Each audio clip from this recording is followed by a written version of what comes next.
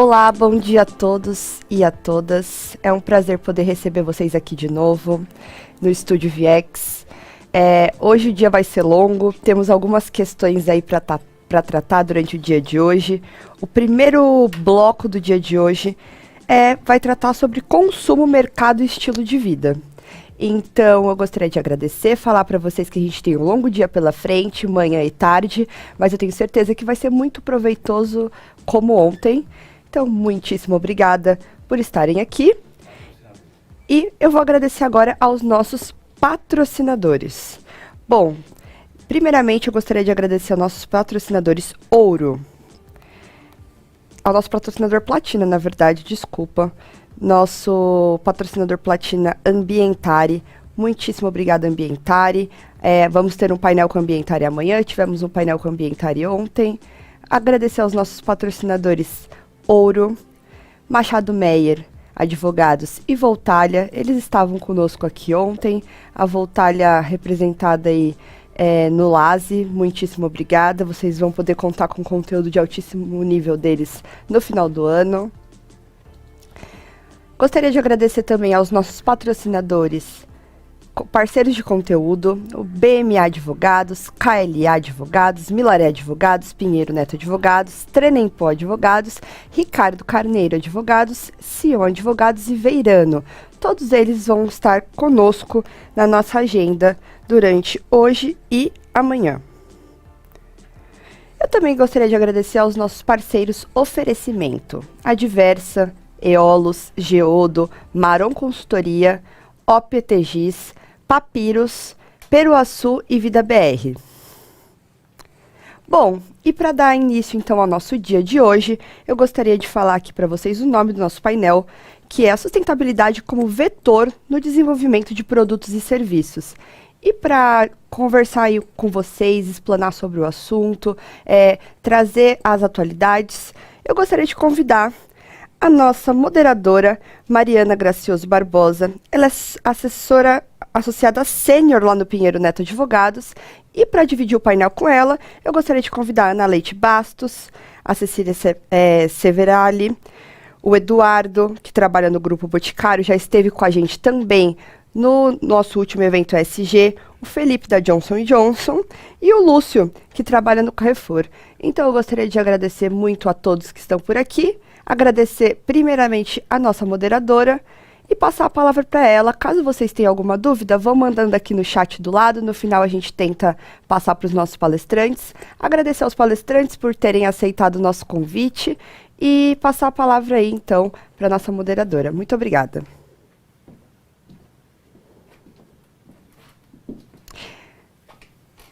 Mariana, eu acho que seu microfone está fechado.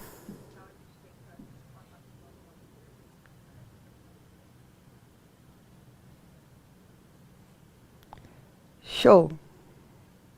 Vocês estão me escutando bem, então? Posso continuar? Perfeitamente, pode continuar. Muitíssimo obrigada. Imagina, obrigada, gente. Bom dia a todos e a todos que nos acompanham. É um prazer estar aqui com vocês.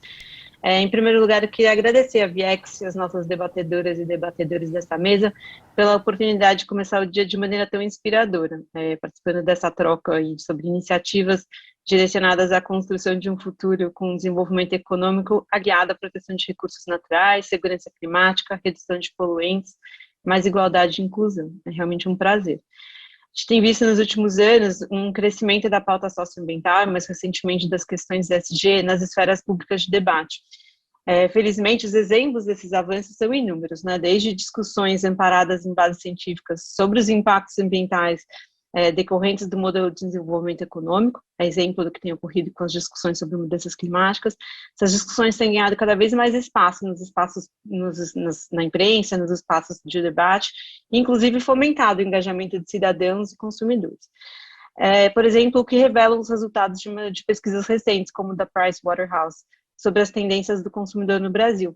44% dos consumidores pesquisados se consideram eco-friendly e 60% afirmam que optam por adquirir produtos e serviços de companhias que os próprios consumidores consideram como conscientes e protetores do meio ambiente. Esses são apenas alguns números, né? As pesquisas a respeito disso são inúmeras também. E vale lembrar que isso também está em linha com as pesquisas que indicam que os consumidores motivados em apoiar negócios sustentáveis, assim o fazem por considerar e acreditar que as suas decisões de compra são efetivamente vetores e viáveis de mudanças e transformação socioambiental. Mas não são só os consumidores que têm atuado como vetores de transformação. Nesse contexto de crescente discussão das questões de ESG, a gente tem visto também instâncias públicas, nacionais e locais incorporando políticas socioambientais às suas agendas. A exemplo do lançamento de planos locais de ação climática, que a gente tem visto no Brasil nos últimos anos, adesões governamentais às campanhas Race to Zero, regulamentação do risco climático pelo Banco Central e, no âmbito internacional, a supply chain laws, que acabam afetando também a atuação das empresas no Brasil. E ao lado dessas iniciativas, os últimos anos também têm sido marcados aí por esforços e medidas de diversas empresas em incorporar parâmetros e objetivos socioambientais a seus produtos e serviços, direcionando efetivamente suas atividades para alcançar, por exemplo, objetivos de desenvolvimento sustentável da ONU, as famosas ODS, metas de neutralidade climática, metas de inclusão social, adesão a iniciativas como Climate Pledge, Science Based Targets, dentre outras muito positivas. Na minha visão, essa mudança de paradigma é quase um caminho sem volta. Mas é curioso notar que esses indicativos desse caminho sem volta têm ocorrido de forma paralela e concomitante, sem que seja possível estabelecer de maneira clara o encadeamento dessas ações. O que vem primeiro? É a pressão do consumidor? São as empresas atuando com base nos seus valores? São as bases científicas que indicam a necessidade de transformação desses modelos econômicos?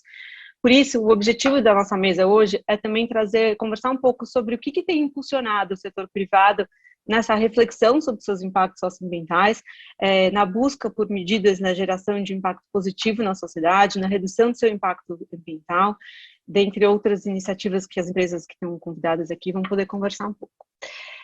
Para participar dessa conversa, a gente convidou representantes de diferentes setores da economia, que têm liderado, cada um no seu âmbito, as discussões ESG.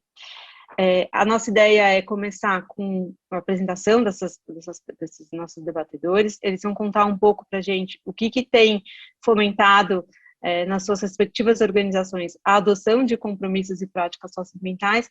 Depois a gente vai conversar um pouco sobre quais têm sido os desafios nesse percurso. Então, queria apresentar para vocês a Ana Leite Bastos. Ela é engenheira química de formação. A Ana é CEO da Mata Brasil e também da Urmen. A Urmen é uma empresa do Grupo Amata, que vem trazendo uma série de inovações no mercado civil, da construção civil, apostando na madeira engenheirada como um insumo importante. A Cecília Seravalli Soares, ela é gerente de sustentabilidade da Nespresso e tem como missão liderar os temas que suportam os compromissos mundiais da marca, tanto em alumínio, café e clima. A Cecília é mestre em ciências, com foco na pesquisa de gestão de stakeholders e desenvolvimento social corporativo pela Universidade de São Paulo, possui especialização em marketing e é engenheira de alimentos. Tem aqui também o Edu, diretor executivo de ESG e assuntos institucionais do Grupo Boticário. O Edu Fonseca é paulistano, 40 anos, é formado em Direito com MBA e especializações em Gestão de Empresas. Antes do Grupo Boticário, ele liderou a área de assuntos corporativos da International Paper e teve uma longa trajetória na Amcham também. O Felipe Maester atualmente é responsável pela área de relações trabalhistas e sindicais da Johnson & Johnson no Brasil. Ele é advogado com mais de 13 anos de experiência em escritórios de advocacia e departamentos jurídicos de empresas multinacionais. E, por fim, o Lúcio Vicente, diretor de assuntos corporativos e sustentabilidade do Grupo Carrefour Brasil, maior rede de varejo alimentar do país. Ele tem experiência de 14 anos já liderando áreas de marketing, comunicação e sustentabilidade. E com muito orgulho, a equipe dele já conquistou entre 2014 a 2018 5 prêmios consecutivos como melhor atendimento ao cliente entre as redes de supermercados e atacados no país. Um prazer ter todos vocês aqui conosco. Vou passar a palavra para a Ana, para ela contar um pouco para a gente aí o que tem fomentado dentro do Grupo Amata e da Urben essa perspectiva de mudanças de produtos e serviços, tendo a sustentabilidade como norte, para depois a gente seguir no debate. Bom dia a todos. Bom dia a todos. Antes de mais nada, deixa eu só confirmar se vocês estão me ouvindo. Assumindo que sim, então, Mariana, obrigada. Eu acho que vou agradecer a ti pela oportunidade de estar aqui nesse debate, a Viex também, E falando um pouco, já entrando direto na discussão, porque eu acho que a gente tem pouco tempo, e esse é um tema bastante interessante. A Amata é uma empresa florestal, acabou de completar 16 anos, e o que é interessante a respeito da Amata é que ela nasceu com tudo que tinha de moderno à época, né? O vetor de sustentabilidade que deu origem à empresa foram os investidores, né?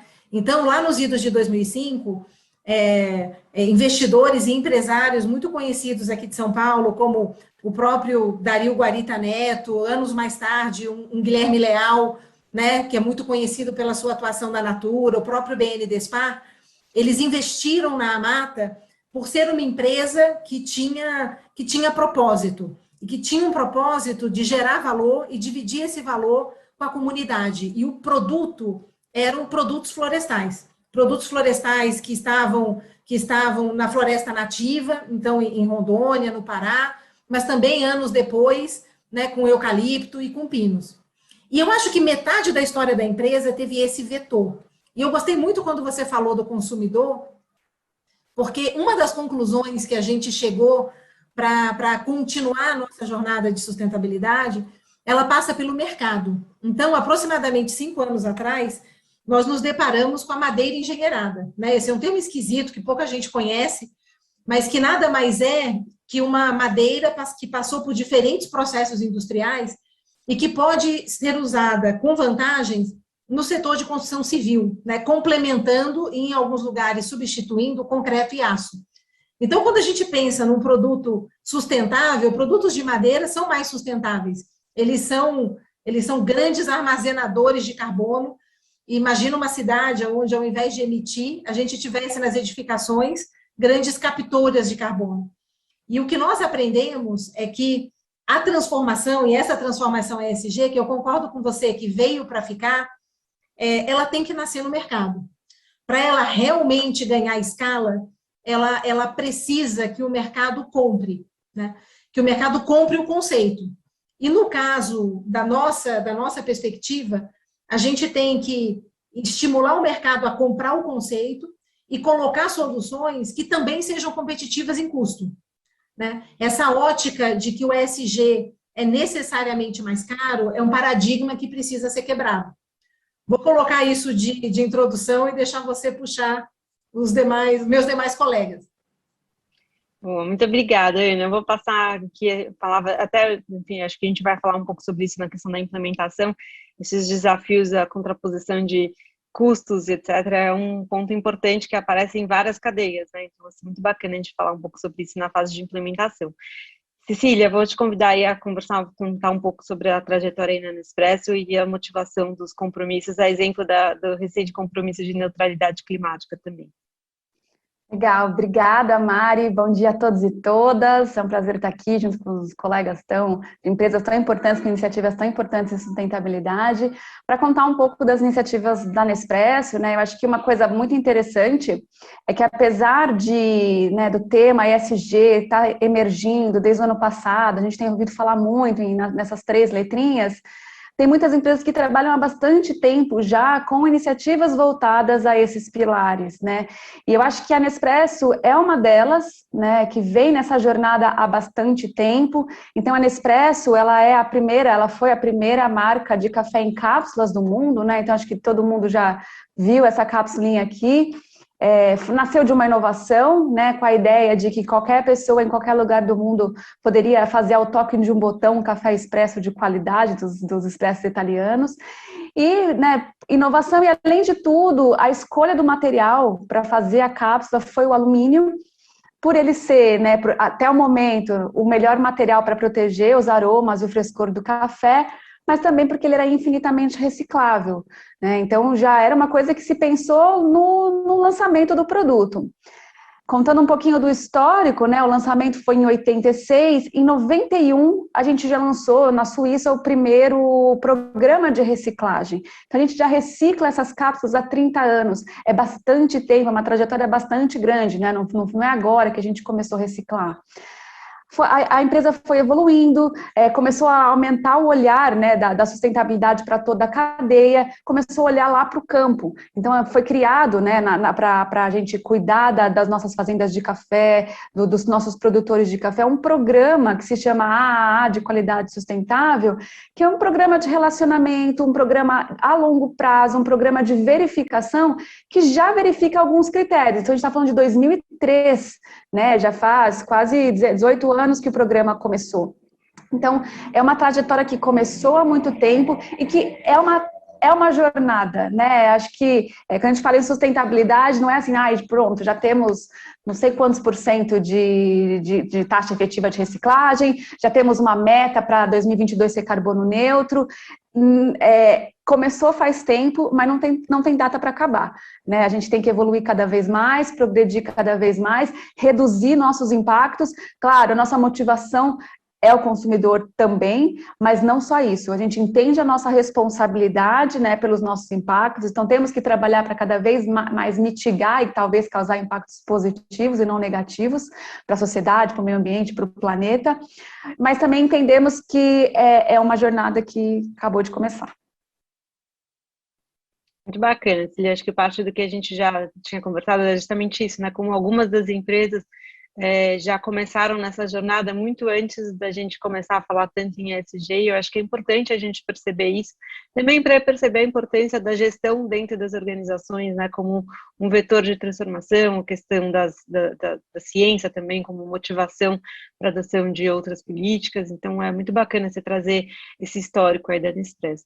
Vou convidar o Edu também, do Grupo Boticário, para contar um pouco de quais têm sido as motivações do Grupo Boticário, que tem liderado também essa atuação no setor.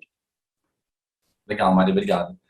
Bom dia a todos e todas, é ótimo estar com vocês aqui de novo, falando um pouquinho sobre SG. E, Mari, acho que hoje eu queria falar um pouquinho sobre, não só os motivadores, mas acho que alguns desafios que a gente tem também para conseguir avançar de forma consistente nessa agenda, né? Talvez todo mundo conheça aqui o Grupo Boticário pela marca Boticário e por aquelas lojas que geralmente salvam a gente quando a gente precisa comprar um presente ou precisa comprar um produto para o nosso cuidado, para o nosso uso em casa. Mas o grupo é muito mais que isso. Além de uma grande varejista, com outras marcas além de Boticário, o grupo também tem uma cadeia muito sofisticada para trás ou para frente. Para trás, porque a gente tem uma indústria muito grande aqui no Brasil, então são 2 fábricas, 5 centros de distribuição, toda uma cadeia de suprimentos, e para frente, porque a gente tem relação comercial com vários players, né? A gente tem distribuidores, temos nossos franqueados, e a gente tem nossas revendedoras que fazem com que nossos produtos cheguem em todos os municípios do Brasil. Esse modelo de negócio, que é um sucesso, ele traz desafios, e esses desafios sempre foram enfrentados, acho que desde a fundação, lá em 77, quando foi pensado o nosso propósito, de realmente transformar a vida das pessoas. Então, muito no nosso começo, a gente teve uma iniciativa, o Dr. Miguel teve uma iniciativa, na verdade, que é nosso fundador, que faz com que a gente tenha uma situação muito particular hoje. Talvez nós sejamos a única empresa desse porte no mundo, seja no varejo ou na indústria de higiene pessoal, perfumaria e cosmético, carbono positivo. O que eu quero dizer com isso? Hoje, todas as nossas operações diretas são neutralizadas pelo sequestro de carbono que a gente faz nas áreas protegidas pela Fundação Grupo Boticário. Então, a gente poderia estar num lugar super confortável de falar assim, putz, todo mundo está falando de carbono neutro, eu já estou num lugar de carbono positivo. Mas isso não é o suficiente.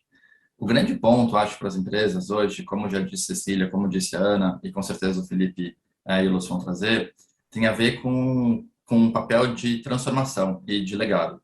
E é sobre isso que a gente está se debruçando agora. Então, ano passado, a gente fez um esforço muito grande na companhia para, de uma forma transversal e não de uma forma determinada pela área de ESG, entender qual que seria essa agenda e o que seriam os nossos desafios. Nesse trabalho que foi construído no passado, envolvendo todas as áreas do grupo, então de P&D, a parte comercial, pensando por gente e as áreas de marketing, nós decidimos por trazer para a mesa basicamente 2 moonshots, né? Então, 2 objetivos, que a gente não sabe qual o caminho, e na verdade são objetivos bem difíceis até 2030, que estão conectados aos ODS e que trazem um pouco dos desafios que a gente tem aqui no grupo. O primeiro deles é o de alguma forma, trabalhar os resíduos de produtos pós-consumo em 150%. que eu quero dizer com isso? A gente não quer simplesmente dar um destino de reduzir, reutilizar, reciclar, pensar um pouquinho em circularidade para tudo aquilo que a gente gera. A gente quer trazer um olhar regenerativo para a sociedade e para o planeta. Então, daí os 150%. E o segundo, um olhar de transformação da vida das pessoas através da gestão de resíduos também. Então, como que a gente pode transformar, melhorar a vida de pelo menos 1 milhão de brasileiros através de iniciativas que olhem para a gestão de resíduos. Esses são os desafios que a gente tem, e aí isso se materializa. Acho que esse é o grande ponto, né? A gente não pode só trabalhar com conceito, a gente tem que materializar o que são esses desafios. E aqui eu trago que é super relevante para a gente, que é, hoje nós somos uma empresa de experiência e produtos de beleza, mas que o nosso principal impacto em resíduos, por exemplo, não está nos elementos pós-consumo dos nossos SKUs de perfumaria, ou de maquiagem, ou de cuidados. Está nos catálogos que a gente usa para venda direta. Então, como que a gente pode endereçar esses assuntos de uma forma construtiva e conectada com o negócio? E mais do que isso, como que a gente pode fazer isso de uma forma aberta e transparente? Acho que esse é o desafio que a gente está olhando aqui no grupo para esse momento. Obrigada, Edu. Acho que também, de novo, quando a gente for falar um pouco sobre a implementação, queria também entender de você assim, essa percepção e essa visão sobre a cadeia, né, e entendendo onde estão seus principais gargalos, como isso muda a governança na implementação das suas metas, né, em que medida isso muda a sua visão, quem são os atores que você passa a chamar e passa a olhar na sua cadeia para conseguir solucionar esses desafios que são enormes. Passar agora a palavra para o Felipe, que da área da Johnson, para ele contar um pouco também como que tem sido essa percepção dentro da Johnson para nós. E acho que o desafio grande da Johnson, que a gente tem falado também, é lidar com mais de um serviço, né, responder a mais de uma pressão da sociedade, uma demanda da sociedade, entre outras coisas, e a questão internacional também. Legal, Mari, obrigado, bom dia a todos. Acho que, como você bem disse, nós temos dois grandes desafios, na verdade, né? Um é o tamanho da empresa em si, é uma empresa que está praticamente em todos os países do globo, uma empresa com 130 anos, que sofreu diversas transformações ao longo dessas décadas, né?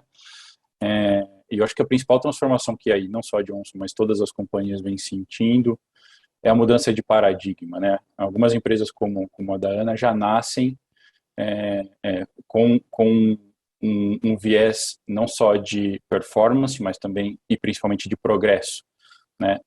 Ao passo que empresas mais tradicionais, ou a lógica que a gente seguia anteriormente, era uma lógica muito de performance. Quando eu digo performance, eu falo de resultado financeiro, retorno, né? Um foco muito na métrica de sucesso da empresa, considerando o seu sucesso financeiro.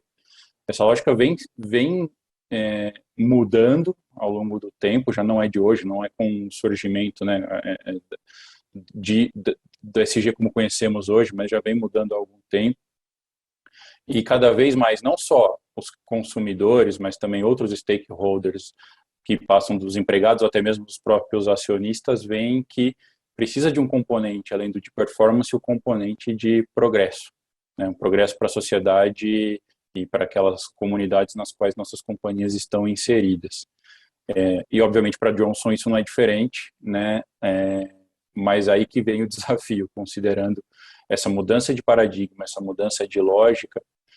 Como que eu faço isso nos diversos setores, nos diversos países em que eu atuo, né? E pensem que a gente está falando de uma organização que, pelo porte, as mudanças levam um pouco mais de tempo para chegar no bottom line ali.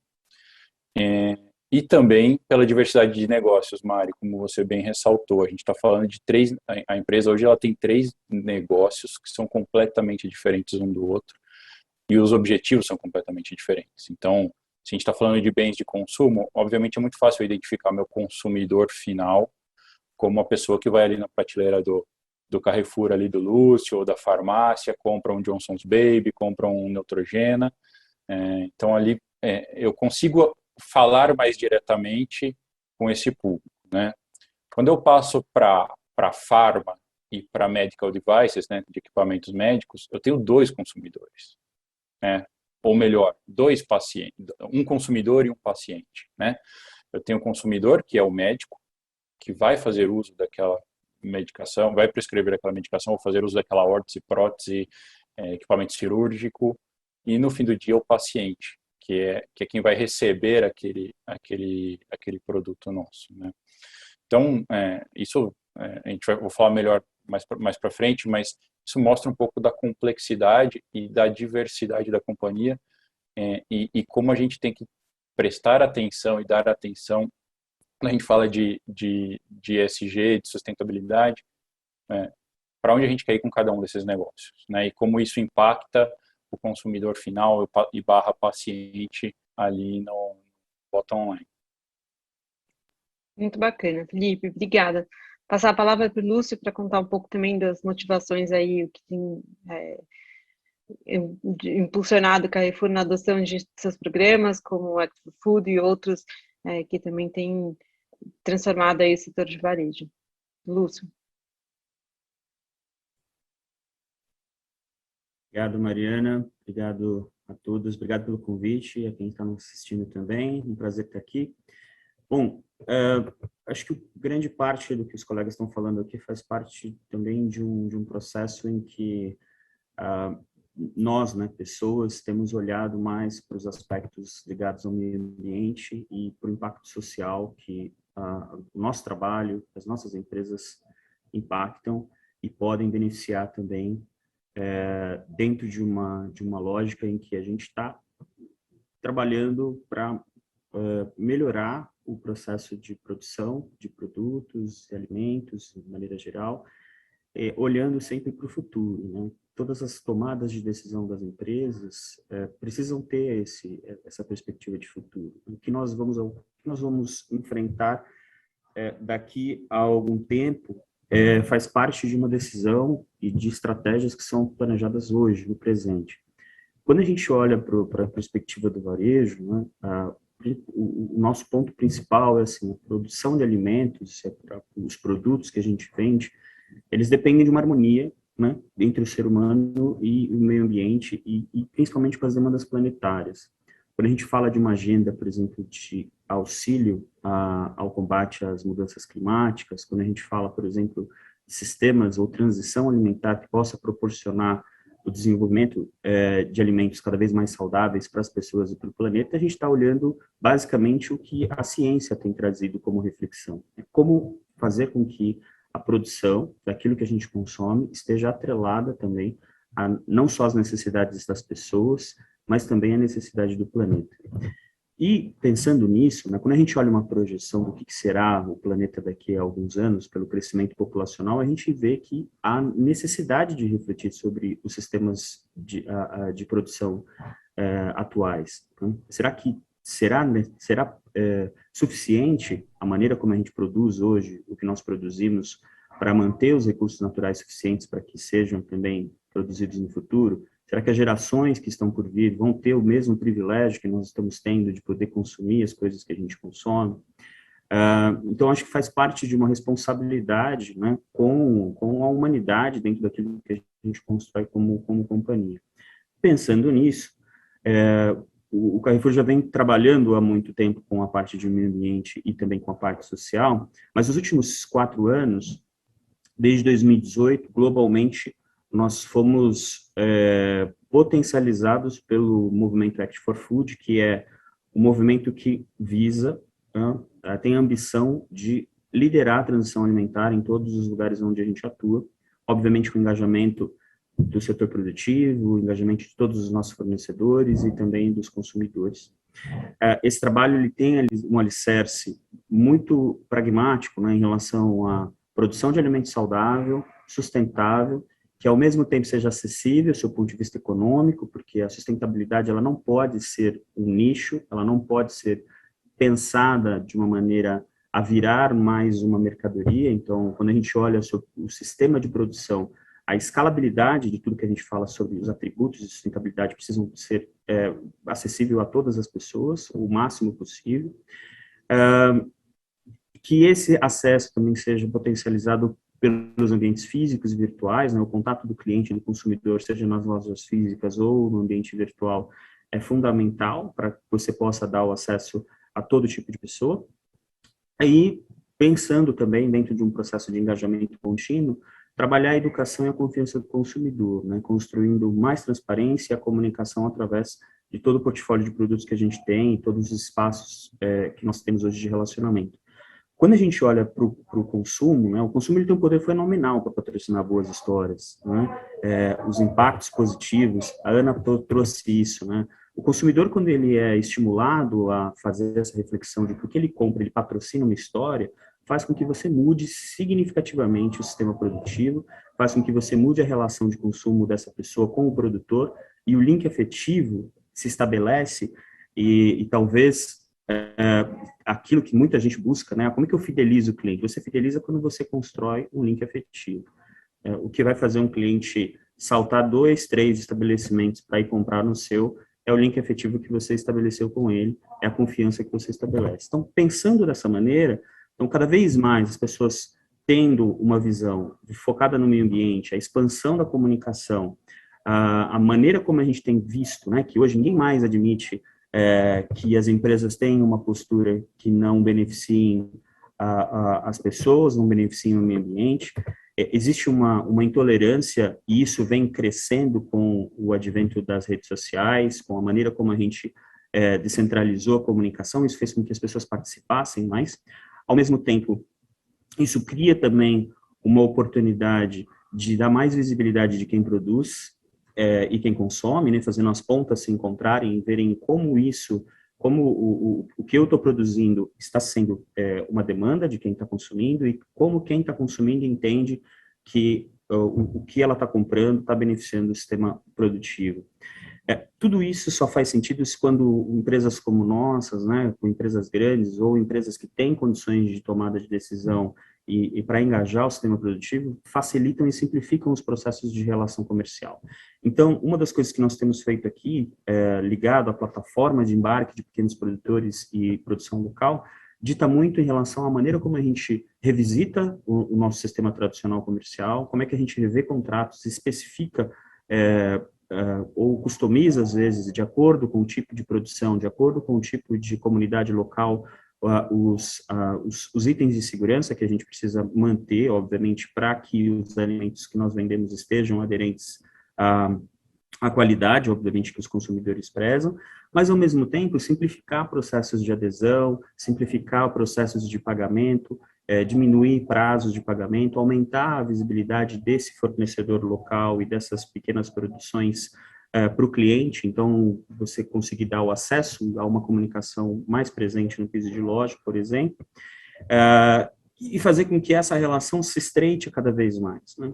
E para finalizar meu ponto, eu só acho que trazer também que, além de todo esse trabalho entre a relação direta que eu tenho com a cadeia produtiva e a relação com o consumidor, um alinhamento setorial, né, trazer os meus competidores também para a mesa e olhar o sistema produtivo como algo que precisa ser desenvolvido, não para atendimento apenas do meu negócio, mas para que atenda ao todo, né, a todos e todas as empresas, independente do nível de competitividade, faz talvez a diferença hoje em dia quando a gente pensa no que mudou de lá para cá, né, o que mudou de décadas atrás para agora.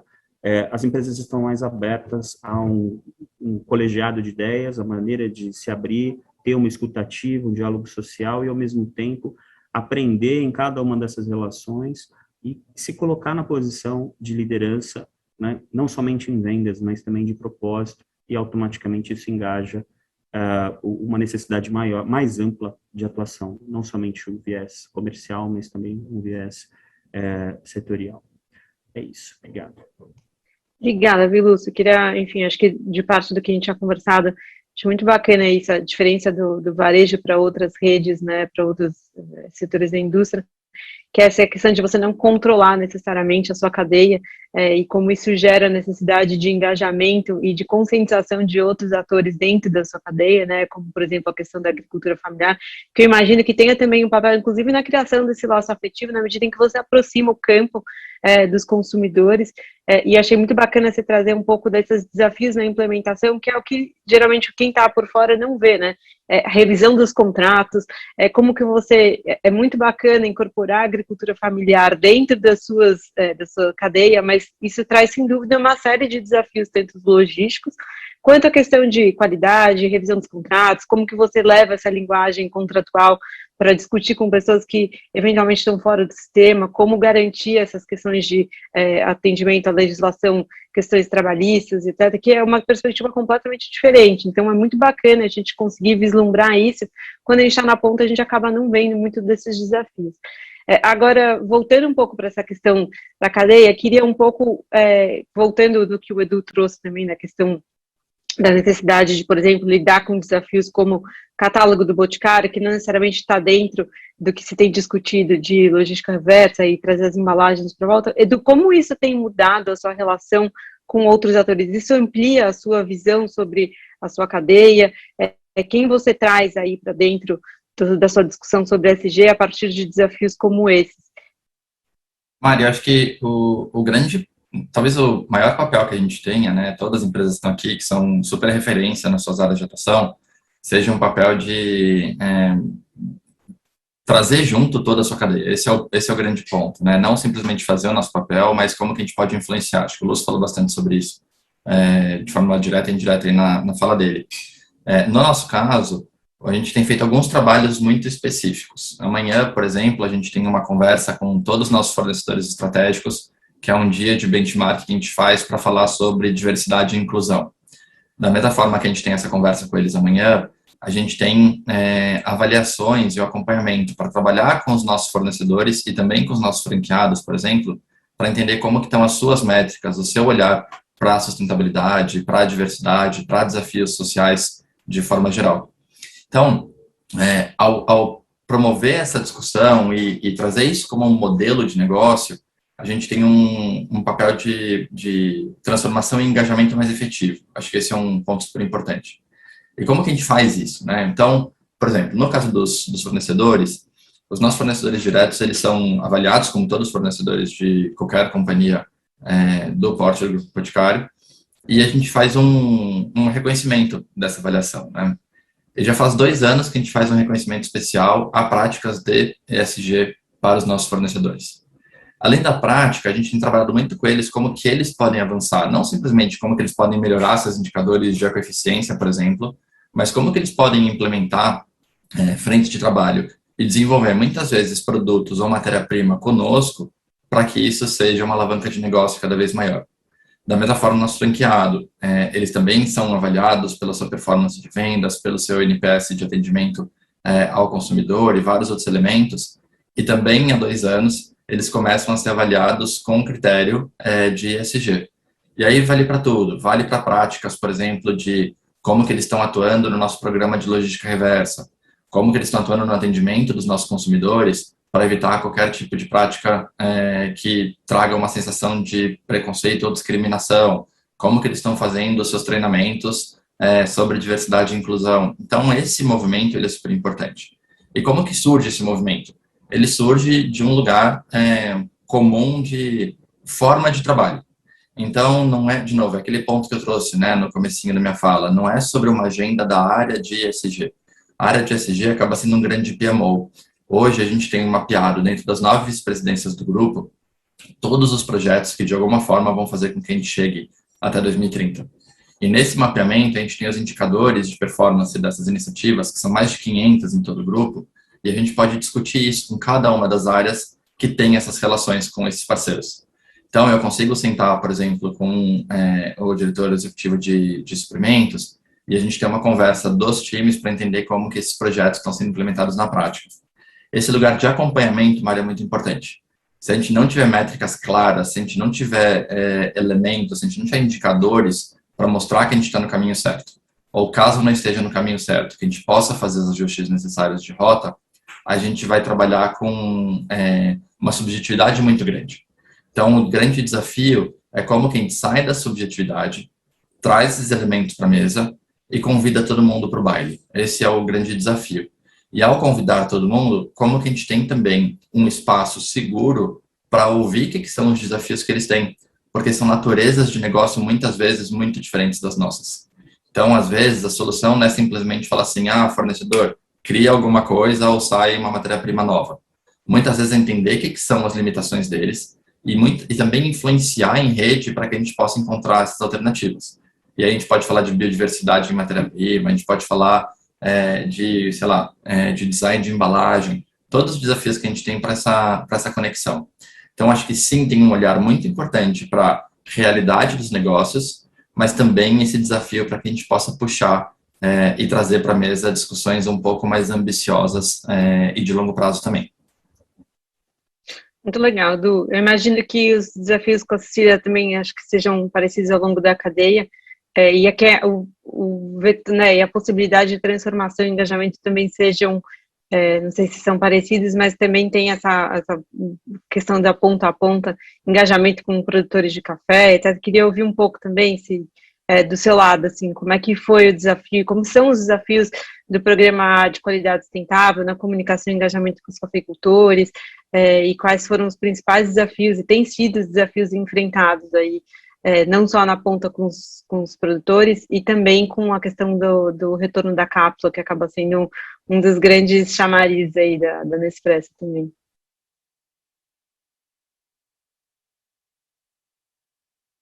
Você acha que você está no mudo ainda? Deixa eu ver. Pronto. Quando a gente começa a trabalhar com sustentabilidade, né, eu acho que a gente aprende duas coisas importantes. A primeira é a necessidade de a gente olhar toda a cadeia, né? Não adianta eu só olhar aquele impactozinho que eu tenho no final depois do consumo, eu preciso olhar tudo, né? Então eu preciso olhar falando aqui do café da Nespresso, a gente precisa olhar de todo o trabalho no campo, o transporte, as operações, como é que estão as emissões, a pegada ecológica, a quantidade de água utilizada, e também até o que acontece depois do consumo da xícara de café. Então acho que esse é um ponto bastante importante, olhar a cadeia inteira, e também entender que a sustentabilidade ela tem várias definições e várias possibilidades, né? Então eu falo, olhar stakeholders, né, aqueles públicos de interesse que estão extremamente relacionados ao nosso negócio. Falamos de fornecedor, falamos de comunidade, fala de governo, de consumidor, de colaborador, iniciativas que atendam às demandas de todos esses públicos de interesse, também é fazer sustentabilidade, né? Então, acho bastante importante a gente entender esses diversos significados que a sustentabilidade tem. Gostei muito da fala do Edu, né, de que a área de sustentabilidade, a posição de sustentabilidade, ela é uma posição de PMO, líder de projeto, ela é aquela área integradora, né? Não é a pessoa que vai conduzir todos os projetos de sustentabilidade da empresa, mas ela tem todo o papel de engajar esses diferentes públicos, né, que fazem parte do negócio de cada empresa, para fazer com que todo mundo caminhe nessa mesma direção, nessa mesma jornada de sustentabilidade.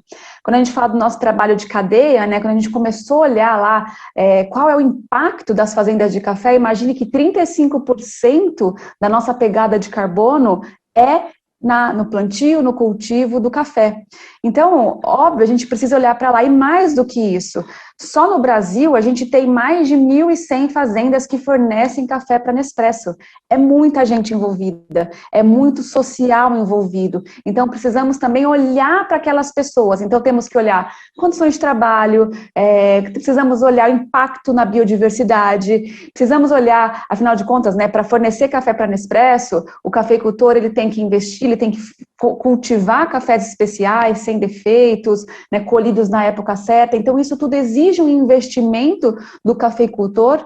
Então, foi por isso que a Nespresso, olhando todas essas necessidades que ela tinha, né, porque, afinal de contas, a gente tem que comprar o café de qualidade, né, a Nespresso criou esse programa, que se chama Programa AAA de Qualidade Sustentável, famoso AAA, onde a gente verifica, né, avalia, acompanha 3 pilares principais: qualidade, sustentabilidade e produtividade, né, porque a gente também quer que os cafeicultores ganhem mais dinheiro, sejam mais rentáveis e produtivos fornecendo café para Nespresso. E uma coisa muito legal deste programa é que a gente não chama um programa de certificação, de auditoria, né, não é uma coisa que você vai lá, audita e vai embora. Não, a gente busca acompanhar, se relacionar com esses cafeicultores por muito tempo, para que a gente consiga acompanhar esse progresso, fomentar esse progresso e colher frutos no futuro. Então, a gente, por exemplo, aqui no Brasil, a gente tem fazendas que estão com a gente, né, que fornecem para a Nespresso, desde 2005, quando o programa chegou aqui no Brasil. Então, já são 16 anos de fornecimento, então a gente acompanhou, a gente sabe como ele evoluiu, porque nós temos agrônomos contratados que atuam diretamente nessas fazendas. Então é esse cuidado que a gente tem que ter lá com os cafeicultores. E aí a gente tem que olhar para outra ponta também, né? Afinal de contas, o que acontece depois que a cápsula é consumida? O que a gente faz com ela? Então, temos também programas de reciclagem, de coleta, onde a gente busca, né, coletar o maior número de cápsulas possíveis, trazer de volta para o nosso centro de reciclagem para destinar corretamente esses resíduos. Para fazer isso, a gente precisa conseguir diversas soluções. Então, tem desde pontos de coleta, parceria com as cooperativas de reciclagem, pontos de coleta em agências de correio. Então, é uma diversidade de soluções para também olhar lá para o final da ponta. Muito bacana, Cília. Eu não sei se a gente vai conseguir ter tempo de falar, mas um dos pontos que eu achei muito interessante do que a gente também tinha conversado é essa questão da cápsula. No fundo, dá uma visibilidade, dos programas que a Nespresso mais tem visibilidade, a reciclagem da cápsula, que exige uma articulação enorme e não necessariamente corresponde à maior pegada de carbono da Nespresso. E daí eu acho que isso traz uma questão bem interessante desse contraponto entre as estratégias de comunicação da marca, né, enfim, como comunicar e como engajar os consumidores com questões de sustentabilidade, que não necessariamente vão corresponder com o que é o maior impacto, né, e daí você vê várias notícias, enfim, relacionadas à questão da coisa, mas é que acaba sendo uma demanda dos consumidores, mas que não corresponde ao maior impacto. Então, eu achei isso bem interessante, eu não sei se a gente vai ter muito tempo para falar, mas eu achei das coisas que a gente tinha conversado antes, achei isso um dos pontos super interessantes. Assim. É muito legal mesmo, porque falam o impacto visível, o passivo ambiental visível, né, lá na casa do consumidor, é o acúmulo das cápsulas. Então, a gente precisa realmente entregar soluções para gerir melhor esse resíduo, para fazer com que a gente consiga coletar e direcionar corretamente esses resíduos. Porém, o maior impacto não é lá no final, né, impacto relacionado à pegada de carbono. Mas não por isso eu tenho que deixar as iniciativas relacionadas à gestão de resíduos com menos força, com menos prioridade. Preciso sim olhar para toda a cadeia para entender também que talvez para o nosso stakeholder principal, que é o consumidor, isso seja um ponto muito importante. Então, acho que esse olhar de olhar todos os stakeholders, né, olhar todos os nossos públicos de interesse, esse olhar de cadeia é muito importante para a gente trabalhar em estratégias de sustentabilidade. Muito bacana. Agora eu vou passar a palavra para a Ana Paula. Eu queria entender um pouco, eu imagino, enfim, a Marta já está há mais tempo no mercado, mas uma das coisas que me chamou a atenção também é um pouco essa necessidade de quase que se criar o mercado, né? Você já colocou isso no começo, madeira engenheirada é um tema complexo. Então eu queria entender, assim, do seu lado, eu acho que tem uma questão muito interessante que é como se cria, né, no final, essa demanda pelo mercado. Como que você comunica essas inovações em produtos e serviços que não necessariamente a gente já tem um público consumidor que o público consumidor pode estar exigindo e esperando questões de sustentabilidade, mas não necessariamente ele sabe o que é madeira engenheirada, os benefícios da madeira engenheirada. Então eu queria que você trouxesse um pouco, tanto da questão da sua cadeia, da logística, mas também aliada um pouco já, também dado o avançado da nossa hora aqui, um pouco da questão da comunicação, como se cria, em que medida as certificações também podem lhe auxiliar nessa comunicação. Queria ouvir um pouco você sobre isso. Mário, eu acho que essa é uma excelente pergunta. Criar uma coisa nova, e aí eu estava ouvindo todos os nossos colegas nesse bate-papo, criar uma coisa nova é em si o desafio. E você criar uma coisa nova dentro de um momento onde o próprio consumidor ainda não sabe exatamente o que ele quer, eu acho que é um desafio ao quadrado. Eu vou falar da madeira engenheirada em 3 partes, né? Toda vez que a gente está falando de um produto de madeira, sem dúvida, eu acho que um dos grandes desafios é suprimentos, o abastecimento da floresta. E aí, né, que não me deixa mentir quem já trabalhou na International Paper, né, dado que um dos nossos colegas passou por isso, realmente o setor de floresta, ele causa um grande impacto na comunidade. Ele normalmente, onde as florestas são geridas e plantadas, você tem uma interação social e uma interação no grupo local muito relevante. Então, eu particularmente, reconhecendo que hoje o setor de florestas plantadas no Brasil, ele é 98% certificado, né? Eu quero muito que o consumidor na ponta compre a madeira engenheirada, porque mais florestas plantadas, de maneira geral, Mari, significa que uma atividade que hoje é executada com excelência, com produtividade, com muito respeito às comunidades e às pessoas, vai se desenvolver no Brasil. Nós pretendemos fazer madeira engenheirada de pinos, né? As florestas de pinos no Brasil, elas somam 2 milhões de hectares, e o país tem um potencial enorme de crescer. E quando eu falo esse potencial enorme de crescer, é de crescer em área. Então, esses 2 milhões de hectares podem virar 4, podem virar 6, podem virar 8. Né? A geração de emprego é muito relevante, e a forma como essas florestas são plantadas, eu acho que o Brasil é um dos melhores no mundo nesse setor. Mas quando eu olho para pegar essa madeira e converter em vigas e pilares para a construção civil, aí é onde está o desafio. Porque muitos dos arquitetos ainda não conhecem essa tecnologia, os engenheiros que fazem os projetos das edificações também não conhecem, e eu vou ser muito sincera, eu acho que o consumidor, ele vai ter um tempo para aprender sobre essa inovação. Hoje, o meu cliente intermediário, ele está representado pelas incorporadoras, pelas construtoras, pelos engenheiros, pelos arquitetos, pelos projetistas, que vão dar vida à madeira engenheirada. Essa tecnologia nasceu na Europa e fora do Brasil ela já está se desenvolvendo. Então, eu não vou mentir para você. Eu acho que tem muito do que a gente quer fazer no Brasil que a gente vai se basear no que já foi feito lá fora. E na Europa e nos Estados Unidos, o que o mercado está pedindo? Ele está pedindo produtividade, e esse produto, que no final das contas são grandes peças de Lego, que permitem que você construa edificações em meses ao invés de anos, né? Esse é um apelo que ele é mais fácil de vender, né? E esse é um apelo, porque ele é um apelo, e aí eu gostei muito da fala do Felipe, da mudança de paradigma, né? Esse é um apelo de performance, né? Eu consigo construir mais rápido e, portanto, mais barato. E hoje, né, o segundo grande apelo desse produto, que eu acho que esse consumidor intermediário começa a buscar, eu quero também ser positivo em carbono. E como é que você faz uma edificação de cimento e aço ser positivo em carbono? É muito difícil. Agora, imagina se o esqueleto do edifício fosse um grande armazenador de carbono, que todo o meu estoque de carbono pudesse ficar na madeira que está dentro da edificação. Esse é um apelo que até 2 anos atrás o mercado não ouvia muito. E eu fico muito satisfeita de ver que nesse momento de pandemia e pós-pandemia, essas contas hoje elas são pedidas pelo mercado.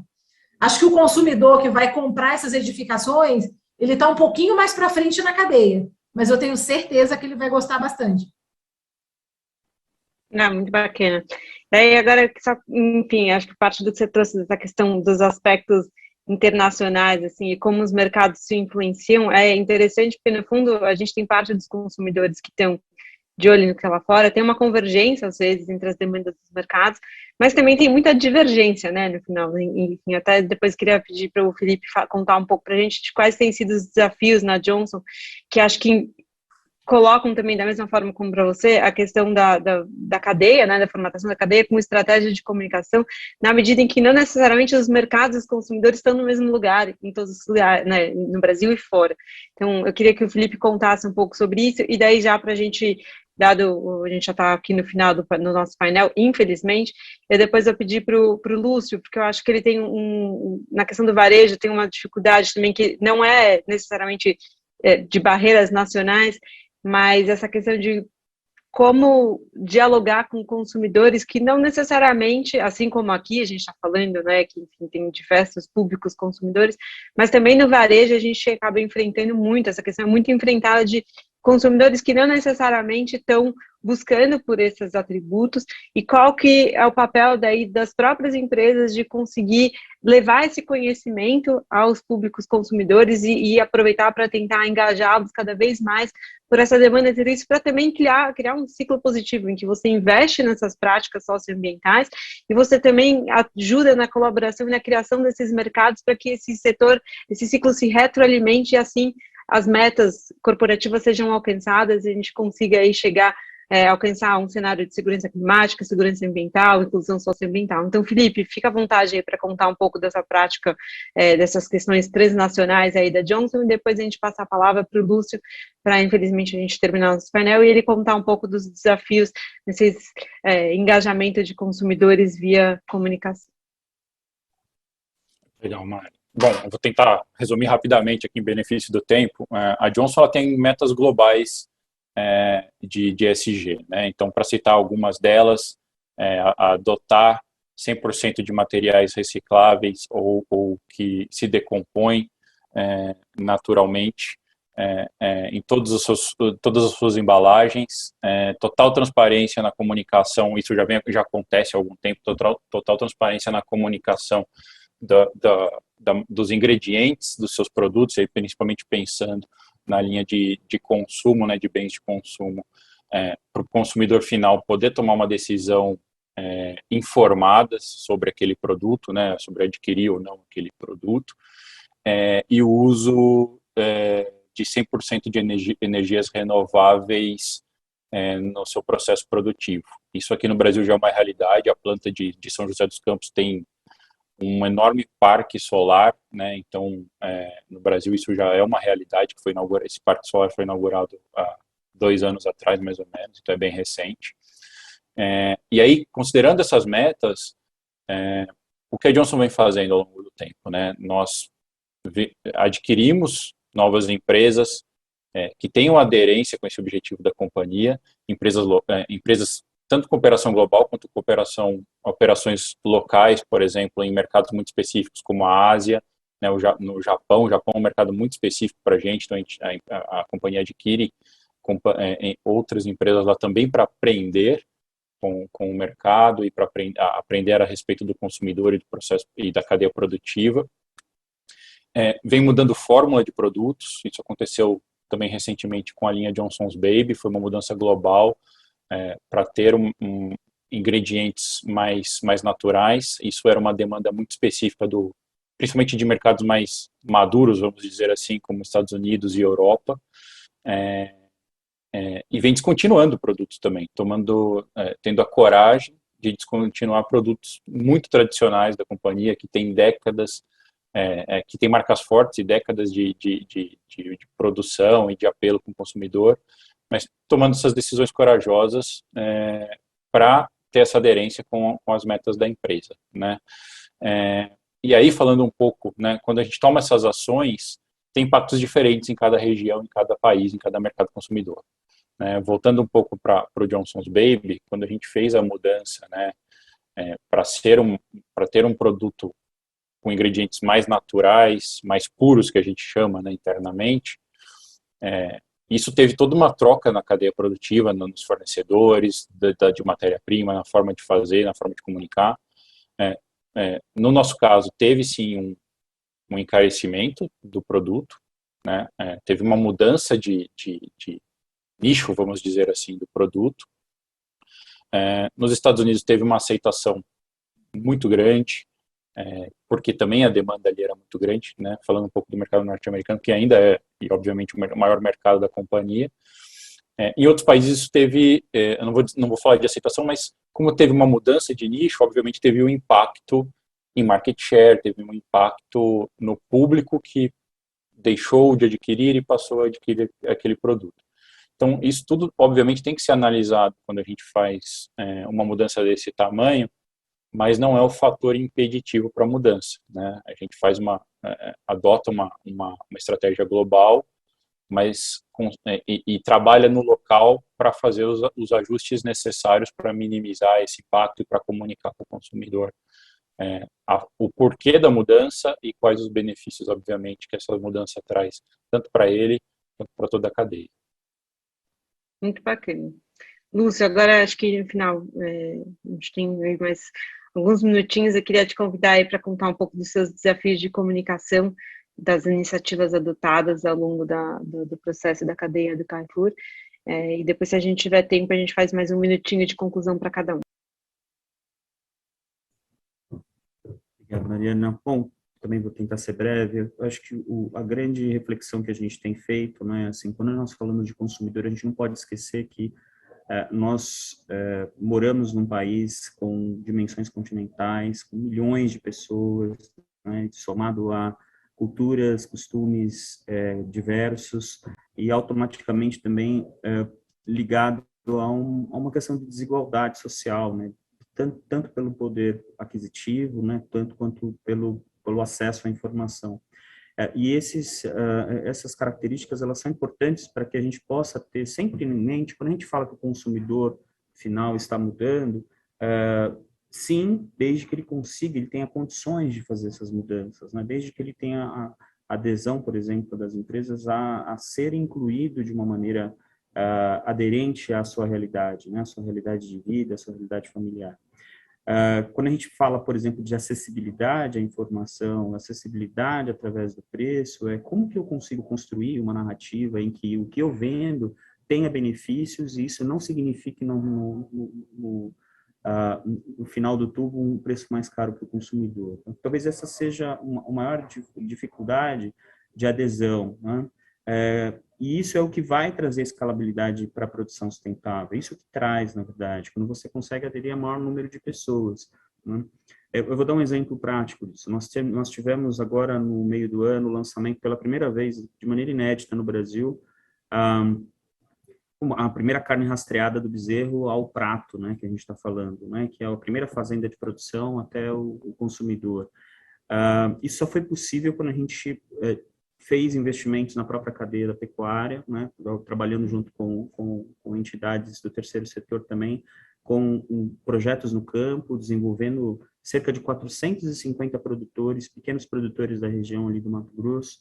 Isso trouxe a oportunidade de a gente poder colocar uma carne com característica de rastreabilidade 100%, e o fato mais, assim, talvez emblemático foi que a gente colocou essa carne na loja mais popular que nós temos em São Paulo, na periferia de São Paulo. Então, o que isso simboliza? Simboliza a gente descaracterizar, né, a maneira como a gente constrói a narrativa de sustentabilidade para algo que seja mais acessível, para que não seja inacessível, né, para que seja acessível ao maior número de pessoas. E como é que está crescendo isso para o lado do consumidor? Principalmente a transparência, né? A transparência, o acesso à informação da rastreabilidade, por exemplo, produtos que a gente tem hoje aqui com rastreabilidade também no blockchain, né? No sistema de blockchain, envolve a laranja, a categoria de suínos também. Então, o cliente, quando ele vai na nossa loja, ele pega o celular dele, ele utiliza o QR Code, ele consegue visualizar toda a rastreabilidade do produto. Além da rastreabilidade, por onde ele passou, quais foram as etapas de produção, ele também tem informações do produtor, as informações de como cada uma das etapas é importante para aquela produção. Ele passa a ter um conhecimento muito mais profundo da relação que usualmente ele teria se ele simplesmente fosse para uma loja, comprasse um produto, porque ele precisa daquele produto específico, e morreu o assunto.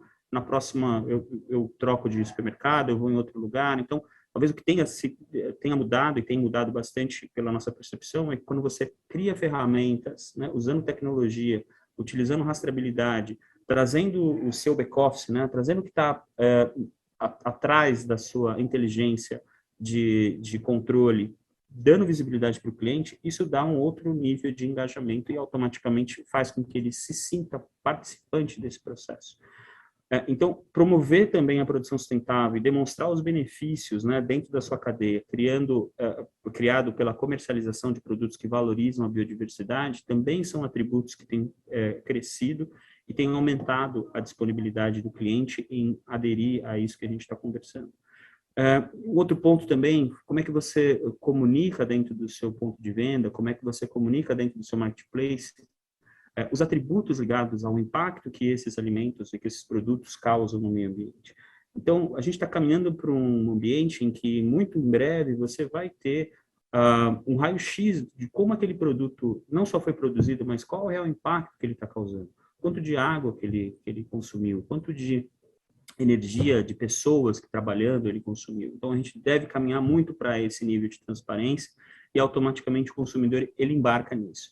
E para finalizar, eu acho que uma das coisas que a gente comentou aqui é assim, como é que a gente se transforma, né? Como é que a gente transforma tudo isso que a gente está falando em algo acessível, didático, e como é que cada uma das pessoas que estão nos assistindo hoje pode colaborar para contribuir com a boa informação. grande parte dessa revitalização comercial que a gente comentou aqui, de se aproximar de pequenos produtores, da agricultura familiar, muitas vezes dá a primeira oportunidade, por exemplo, como a gente está tendo lá no Cerrado, né, é construir uma relação direta com pequenos produtores, comunidades indígenas, comunidades quilombolas, ribeirinhas, que estão tendo a primeira oportunidade de colocar dentro de uma rede de varejo seus produtos e automaticamente dar esse poder de narrativa para que eles possam contar suas histórias e tudo que tem trazido como sendo algo de manutenção cultural, manutenção da história dessas pessoas, desses povos, e automaticamente construir com o consumidor esse simbolismo, né, de que ele está patrocinando aquilo que ele está comprando e fazer com que todo mundo aqui, de alguma maneira, seja também um agente de transformação nas nossas redes sociais e a maneira como a gente dissemina a informação. É dessa maneira que a gente está vendo como envolver mais pessoas e, consequentemente, o consumidor. Muito legal, Lúcio. Queria passar amanhã aqui falando com vocês, até para a gente entrar mais na questão de comunicação. É um tema apaixonante, enfim, eu particularmente sou super apaixonada. Converso bastante com a Cecília da Nespresso também, a gente trocou várias figurinhas aí sobre a produção de café. Foi um prazer enorme conversar com todos vocês, queria agradecer. Passou super rápido, né, Felipe? Enfim, infelizmente a gente já vai ligar aí para as pessoas participarem e terem as chances de participar dos próximos painéis, mas queria agradecer muito a todos vocês, parabenizá-los pelas iniciativas, pela motivação. Imagino que no dia a dia é isso, assim, é muito gostoso conversar aqui, contar as coisas boas, mas eu imagino que o dia a dia seja pesado também, tenha muitos desafios, mas é bom a gente saber que a gente está caminhando na direção certa e juntos construindo aí um futuro que a gente acredita é um futuro melhor, com mais inclusão social, com menor impacto ambiental. Então, obrigada a todos e um excelente dia. Certo, muito obrigada a todos os painelistas, a nossa moderadora. Obrigado por terem aceitado o convite. Espero que vocês possam compartilhar com a gente em outros eventos. Obrigado a todos vocês. Queria agradecer também a Ana, mandar um abraço. A gente esteve junto gravando uma entrevista uma vez sobre madeira engenheirada para o Coral. Convido todo mundo a conhecer. No nosso site da Viex Américas tem a publicação Coral. Todo mês a gente tem uma série de novidades e a Ana participou da primeira edição, onde a gente já falou sobre o Walk the Talk, como a gente pode incorporar dentro das nossas organizações aquele conceito que a gente externaliza. Aqui vai ser o tema do último painel amanhã que dá fim ao evento. Sim, e, bom, a gente gostaria de agradecer vocês, dar um tchau.